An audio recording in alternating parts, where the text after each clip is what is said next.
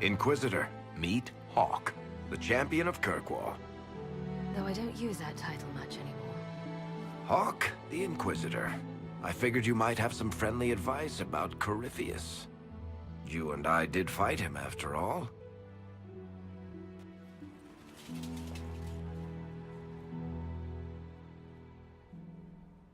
Impressive view. Reminds me of my home in Kirkwall. I had a balcony that overlooked the whole city. I loved it at first. But after a while, all I could see were the people out there depending on me. You're lucky it was just a single city. I've got half of Thedas. You're doing everything you can to protect them. Does it ever get any easier? I'll let you know.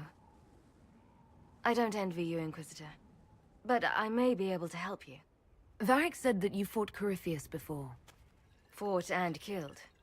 The Grey Wardens were holding him, and he somehow used his connection to the Darkspawn to influence them. Corypheus got into their heads, messed with their minds, turned them against each other. If the Wardens have disappeared, they could have fallen under his control again. If that's what happened to the Wardens, do you think we can free them? It's possible, but we need to know more first. I've got a friend in the Wardens. He was investigating something unrelated for me. His name is Stroud. The last time we spoke, he was worried about corruption in the Warden ranks. Since then, nothing. Corypheus would certainly qualify as corruption in the ranks. Did your friend disappear with them? No. He told me he'd be hiding in an old smuggler's cave near Crestwood. If you didn't know about Corypheus, what were you doing with the Wardens? The Templars in Kirkwall were using a strange form of lyrium. It was red. I'd hoped the Wardens could tell me more about it. Corypheus had Templars with him at Haven. They looked like they'd been exposed to the lyrium you describe. Hopefully, my friend in the Wardens will know more. I appreciate the help. I'm doing this as much for myself as for you.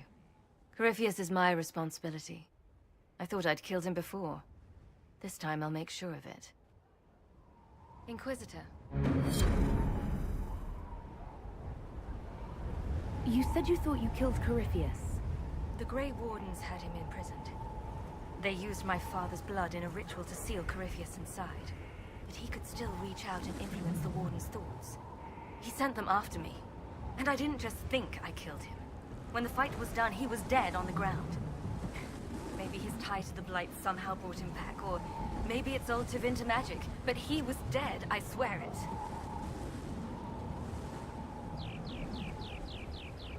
And where did you go after the mages rebelled?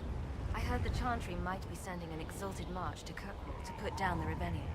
I hoped that leaving would save lives and force the Divine to divide her forces to come after me. As it turned out, I needn't have bothered. All the circles started rising up, and the exalted march never came.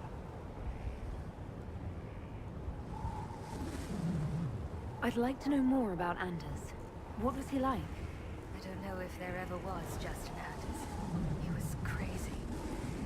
By the end, there was nothing left in him. Except this insane need to start a war no one could win. I assume Varric's been feeding you information about the Inquisition. What did he say about me?